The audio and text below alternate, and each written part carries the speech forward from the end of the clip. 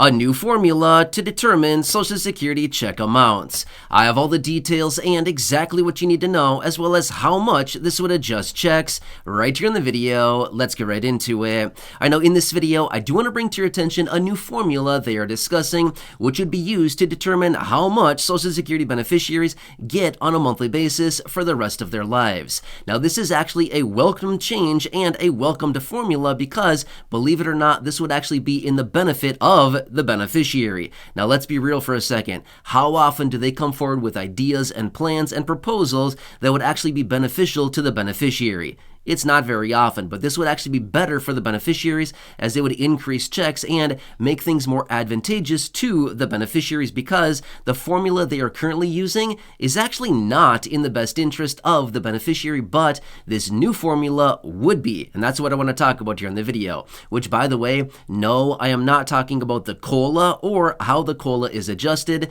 That is a completely different topic. This is a formula that is used to determine exactly how much you're going to get based on a variety of factors. Let's get into it and talk through the details of the new formula as well as the current formula and how these actually differ from one another and how the new one is actually a lot better, in my honest opinion, based on the facts and the real numbers behind all of this. Let's get into it and talk about what's going on. Really fast before we do, thanks for joining me. If you have not done so yet, make sure to subscribe right down below the video. There's the big subscribe button down there. Make sure to hit that if you have not done so yet. As you know, just as well as I do, it's a very, very busy time right now. A lot of things are happening very rapidly, and I'm doing all the research every single day so that you don't need to, boiling it all down into these short videos, which I deliver a couple times throughout the day so that you can stay updated on what is actually going on, and anything popping up right now you can possibly grab and or take advantage of, including but not limited to money, benefits, raises to benefits, checks, programs, stimulus, anything else like that. Of course, I'm bringing it to your attention immediately right here on the channel. So again, please subscribe down below so you don't miss any videos going forward,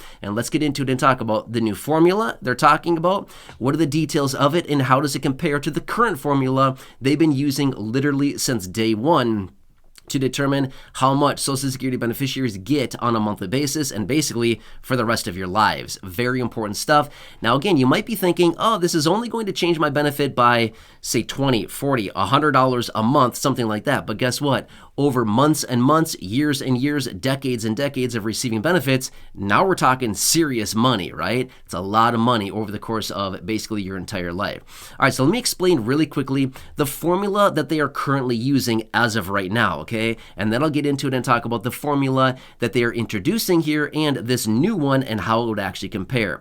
All right, so the formula that they're using right now is basically taking your 35 highest years of income and averaging it all out, and then basically using a formula to determine how much you're going to be getting. In fact, they use something called AIME, which stands for AIME, which is Average Indexed Monthly Earnings. That's what it stands for. I have dedicated videos here on the channel talking about it, but look it up if you'd like to. It's, again, AIME, Average Indexed Monthly Earnings. So what that actually means, that's basically just a fancy way of saying they took your 35 highest years of income, they inflate all of the previous years up to current levels of inflation, so that we're comparing apples to apples. They average it all out on a monthly basis, and then they run it through a formula to see exactly how much is your income on a monthly basis, basically over 35 years, okay? So it's all averaged out, basically inflated to the current levels of inflation. Does that kind of make sense?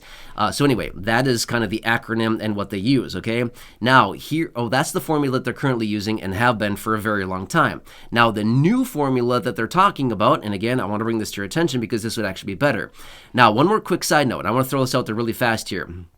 The formula that I just talked about right there, the 35 highest years. Hang on. You might be thinking, I didn't work for 35 years. I worked for 28 years or 20 years or 15 years or 32 years. What about all the years that I didn't have any income? Good question. They fill it in with a big old zero. Okay. Do you think that's going to lower the average? Yes. Zeros lower averages a ton. Not a good situation, okay? So that is what one of the major downfalls of the current formula is because zeros are filled in for any years that didn't have income. How many people really have 35 years of work history? Let's just be real. Probably not that many, okay? I mean, to have everybody out there having 35 years of having income reported, it's probably not everybody, right? I mean, most people probably have 20, 25, 30, something like that. But again, there's probably going to be a number of years that have zeros, as in no income during that time. Well, guess what? Now it's replaced with a zero, reducing your benefit, because anytime that you add a zero into an average, it lowers the average significantly. Just like the same as if you were to add a huge number into an average, it would also raise the averages, okay? That's what I'm saying here. Anyway, just wanted to point that out really quickly. Now, the new formula suggests exactly this. Rather than taking all the 35 highest years of income and taking into consideration the zeros, now they only want to account for years that actually have income. This would be a game changer. Why would this be a game changer? Because it's no longer taking into consideration the 0 years. And again, like I just explained a minute ago, adding zeros into an average really distorts the average, okay? For example, let's just say that you had, I'm going to skip the example. I was basically going to say, let's just say that you have 4 years, okay? Let's just use this as a really quick example, okay? I wasn't going to say this, but let's just throw it out there anyway, just because I started to go down that path. Let's just say that you have 4 years and you want to run an average, okay? Let's just say year 1 is 10, year 2 is 0, year 3 is 10, year 4 is 0. Guess what? Now you've averaged it all out. What does it average out to? 5. That's it, 5. 5 over those 4-year period of time. Why? You had 10, 0, 10, and 0. Well, because the 2 zeros accounting for that, basically taking the 10 plus 10 is 20, divided out over 4 is 5. Make sense? So again, it lowers the average significantly, okay? So anyway, just a little quick example. Hopefully that kind of makes sense. It kind of made sense in my head as I was talking about it, but again, I probably didn't explain it very well. I apologize. But my point is, zeros are really bad when it comes to averages. So anyway, the whole deal with this formula that they're talking about now would be exactly that. Only taking into consideration years that actually have income. Any other years that do not have income, as in a 0, are thrown out. Okay, this would be good. Even if income is very low, consider a year that, let's just say, for example, somebody has let's just say 35 or 30 years of income, okay?